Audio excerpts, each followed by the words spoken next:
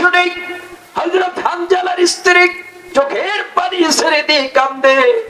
কান্না করতে করতে ঘরের ভেতর থেকে খোলা তলোয়ার বের করে নিয়ে এসে হানজালার সামনে দাঁড়ায় গেলেন।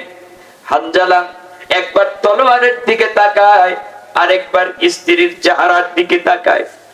স্ত্রীর চেহারার দিকে তাকায় দেখে স্ত্রী তার দুই চোখ দিয়ে পানি ছেড়ে কান্না করে।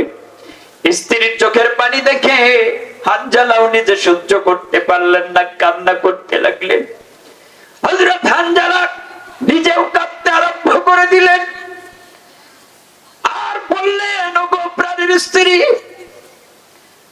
আশা ছিল, আকাঙ্ক্ষা ছিল দীর্ঘদিন তোমার সঙ্গে দাম্পত্য জীবন কাটাবো, স্বপ্ন ছিল দুজন মিলে সংসার জীবন কাটাবো, কিন্তু আমার মনে হয় আর বোধ হয় আমি ফিরতে পারবো না। তোমার সঙ্গে মনে হয় আমি আর সংসার করতে পারবো না, আমি চলে গেলাম। তুমিও তোমার জীবনটা ইসলামের জন্য কোরবানি করে দিও, তুমিও তোমার জীবনটা ইসলামের উপরে অবিচল রেখো। এই কথা বলে হানজালা কান্না করতে করতে স্ত্রীকে বিদায় সালাম দিয়ে চলে যাচ্ছেন যুদ্ধের ময়দানের দিকে। যুদ্ধের ময়দানে চলে গেলেন। এক পর্যায়ে যুদ্ধের ময়দানে প্রবেশ করার সাথে সাথে হানজালা যুদ্ধে শরীক হয়ে গেলেন। অসংখ্য কাফেরকে হত্যা করলেন। জাহান্নামে নিক্ষেপ করার পরে হানজালা কাফেরদের আঘাতে আহত হয়ে পড়লেন, ক্লান্ত হয়ে পড়লেন। কাফেররা তাকে চতুর্দিক থেকে ঘেরাও করে ধরলো। এক পর্যায়ে হানজালাকে শহীদ করে ফেললো।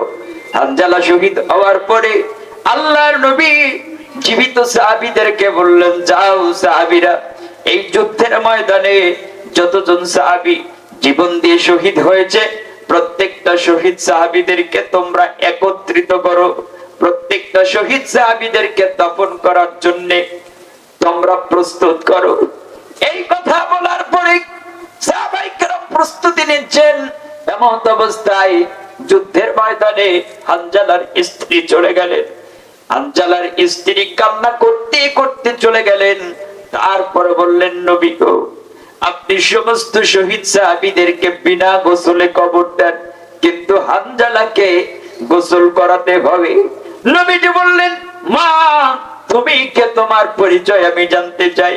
হানজালার স্ত্রী বলছে, নবী গো, আমি আপনার কলিজার টুকরা সাহাবী হানজালার স্ত্রী, তার সঙ্গে আমার বিয়ে হয়েছে। বছর রাত আমরা উদযাপন করে তিনি যখন তার দেহটা পবিত্র করার জন্য গোসল করার জন্য যায়, সেই সময় এই যুদ্ধের ময়দান থেকে সাহাবীদের কণ্ঠে কান্নার আওয়াজ শুনে বিলম্ব করেন নাই, সঙ্গে সঙ্গে এসে তার জীবনটা কোরবানি করেছে। নবীজি, আমার স্বামী তো ফরজ গোসল করতে পারে নাই, এই সংবাদটি দেওয়ার জন্য আপনার কাছে এসেছি, অন্য কোনো কারণে আসি নাই। নবীজি বললেন, যাও সাহাবীরা, তোমরা হানজালাকে খুঁজে বের করো। সাহাবায়ে কেরাম প্রস্তুতি নিচ্ছেন, সাহাবায়ে কেরাম তৈরি হচ্ছেন। এমত অবস্থায় আল্লাহ পাক নবী মুহাম্মদকে বলে, ইয়া রাসূলুল্লাহ, ইয়া হাবিবাল্লাহ, আপনার সাহাবী হানজালার গোসলের ব্যবস্থা দুনিয়ার কোন সাধারণ পানি দ্বারা করতে হবে না, দুনিয়ার কোন সাধারণ মানুষের হাত দিয়ে করাতে হবে না। হানজালার শাহাদাতে আমি আল্লাহ পাক এত আনন্দিত হয়ে গেছি যে হানজালা তার বাসর ঘরে তার নতুন স্ত্রীকে রেখে, স্ত্রীর মায়া মমতা ত্যাগ করে, সংসারের মায়া মমতা ত্যাগ করে আমি আল্লাহর মহব্বতে, আমি আল্লাহ পাকের প্রেমে হানজালা আবার ইসলামের জন্য জীবনটা কোরবানি করেছে। সেই জন্য আমি আল্লাহ পাক তার শাহাদাতে খুশি হয়ে তার মর্যাদা দুনিয়ার জমিন থেকে আবার আরশে আজিম পর্যন্ত পৌঁছানোর জন্য হাউজে কাউসারের পানি দিয়া আর নূরের তৈরি ফেরেশতাদের হাত দিয়া হানজালার গোসলের বন্দোবস্ত করে দিয়েছি। কান্দিয়া বে কোলরে হানজালা শহীদ রে কলিজা চিরিছে রে সেই জঙ্গে উহুদে নবীর এক সাহাবী ছিলেন হানজালা নামেতে তিনি শহীদ হয়ে ছিলেন বিবাহের রাত রিতেরে গিয়ে জঙ্গে উহুদে নবীর ডাকে আধার রাতে বলেন স্ত্রী ডেকে বিয়ের তো চলতি রনে বিদায় দেওয়া মারে রে যাব জঙ্গে উহুদে হাত তুলিয়ে স্ত্রী বলে আল্লাহর দরবারে বিয়ের রাতের নবম স্বামী সুপিলাম তো মারে রে সেই জঙ্গে উহুদে যুদ্ধে গেলেন শহীদ হলে নাপাক হালতে নবী ডেকে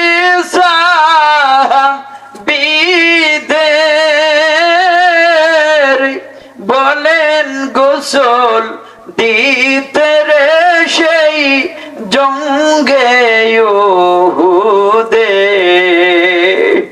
অমনি গাইবি আওয়াজ নবীজি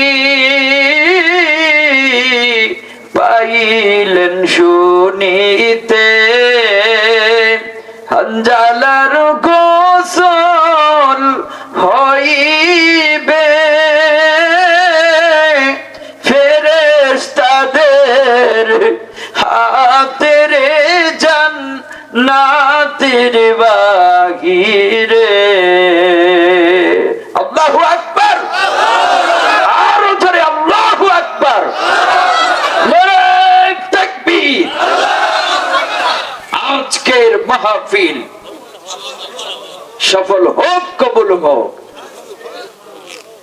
আল্লাহ আল্লাহ প্রিয় ভাই সে রক্ত ঝরা ইসলামকে নবীর প্রচেষ্টার মাধ্যমে ইসলামকে সাহাবাই কেরামদের জীবন কোরবানির মাধ্যমে ইসলামকে আজ আমরা এত দূর পর্যন্ত পেয়েছি ইসলামকে আমরা ভালোবাসি আপনারা ভালোবাসেন না ইসলামকে আমরা ভালোবাসি আল্লাহর কোরআনকে আমরা ভালোবাসি কোরআনকে ভালোবাসেন আল্লাহকে ভালোবাসেন সবাই ভালোবাসেন আল্লাহর নবীকে ভালোবাসেন আল্লাহর নবী বলেছেন as-সাদাকাতু তারুদ্দুল বালা দান এবং সদকা করার কারণে বালা মুসিবত দূর হয় কি দূর হয় বালা মুসিবত দূর হয় রাসূলুল্লাহ বলেন আস-সাকিউ হাবিবুল্লাহ দানশীল ব্যক্তি আল্লাহর বন্ধু ওয়ালাউ কানা ফাসিকান যদিও সে ব্যক্তি ফাসিক হয় তারপরেও আল্লাহ তাকে দান করার কারণে বন্ধু হিসাবে মর্যাদা দেবেন সুবহানাল্লাহ বলবেন না প্রিয় ভাই আসলে দ্বিতীয় বক্তা থাকলে ওয়াজ করা মুশকিল বিশেষ করে মসজিদ মাদ্রাসা কবরস্থানের মাহফিল গুলাতে আলোচনা গুছিয়ে না আনিলে আলোচনা করা মহা মুশকিল আর কমপক্ষে 1.5 থেকে 2 ঘন্টা না হলে একটা সাবজেক্টের উপরে এরিয়া না নিয়ে কথা বলা যায় না মাঝখান থেকে কথা বললে কথাগুলো বুঝে আসে না তবে যাই হোক আমি তো আপনাদেরই আপনারা সবাই আমাদের আমার তো আমি আলোচনা আর সামনে যেতে পারছি না, যেহেতু আমাদের মসজিদের দোতলার কাজ বাকি আছে। আপনারা কিছু পয়সা পাতি দেবেন, আমাদের নিতে হবে। তবে আমাদের টার্গেট হচ্ছে আমাদের কাঙ্ক্ষিত মেহমানের কাছ থেকে আমরা পর্যাপ্ত আলোচনা শুনবো ইনশাআল্লাহ। আজ থেকে ১৫০০ বছর আগে রাসূলুল্লাহ সাল্লাল্লাহু আলাইহি ওয়াসাল্লাম ইসলামের জন্য, মসজিদের জন্য, দ্বীনের জন্য যখনই সাহাবায়ে কেরামদের কাছে সাহায্য চাইতেন, সাহাবায়ে কেরাম বিনা প্রশ্নে অকাতরে তারা দান করতেন। সুবহানাল্লাহ বলবেন না? নবীজি একবার তাবুক যুদ্ধ করবে, সেজন্য সাহাবীদেরকে বললেন, আমার সাহাবীরা, তোমরা কি চাও যে তোমাদের চোখের সামনে দিয়ে ইসলাম বিদায় হয়ে যাক? সাহাবীরা বললেন, ইয়া রাসূলুল্লাহ, তা কোনোদিন সম্ভব না। নবীজি বললেন, তাহলে তোমরা কি করবে? সাহাবীরা বললেন, আমরা জীবন দিব, শহীদ হব, আমাদের রক্ত দিব, রক্ত দিয়ে হলেও ইসলামকে জমিনের মধ্যে কায়েম করব, দিন ইসলামকে কিয়ামত পর্যন্ত টিকিয়ে রাখবো। সুবহানাল্লাহ বলে। নবীজি বললেন, তাই যদি হয়, এমন কোন সাহাবী আছো যে টাকা দিয়ে সাহায্য করবে? সাহাবীরা তৎক্ষণাৎ ২০০ দিরহাম দিলেন, আবার কোন সাহাবী ৪০০ দিরহাম দিলেন, আবার কোন একজন সাহাবী তার সম্পত্তির ৪ ভাগের ১ ভাগ দিয়ে দিলেন, আবার কোন একজন সাহাবী তার সম্পত্তির ৩ ভাগের ১ ভাগ দিয়ে দিলেন।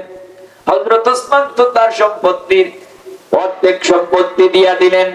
নবীজি সকলের কাছ থেকে কম বেশি দান পাইলেন। হঠাৎ করে লক্ষ্য করে দেখেন এখনো একজন ব্যক্তি বাকি আছে।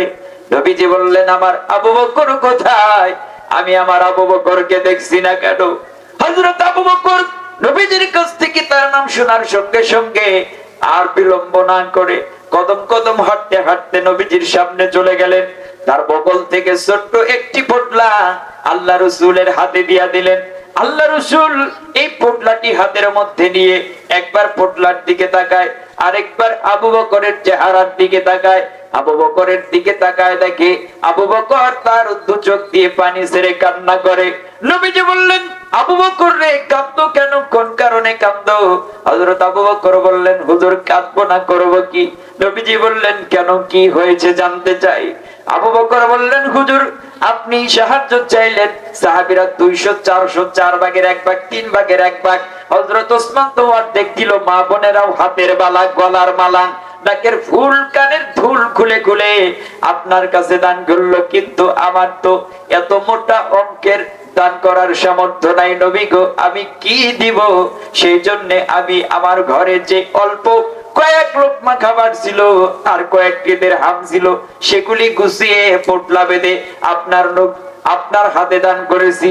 নবীজি বললেন, আবু বকর তুমি কতটুকু দিয়েছো আর কতটুকু রেখেছো? হযরত আবু বকর বললেন, নবী গো, আমার ঘরে যেই টাকা পয়সা ছিল, যেই খাদ্য দ্রব্য ছিল, সবকিছু গুছিয়ে সবকিছু একত্রিত করে আপনি নবীর কাছে এনে দান করে দিয়েছি। ঘরে ১ লোকমা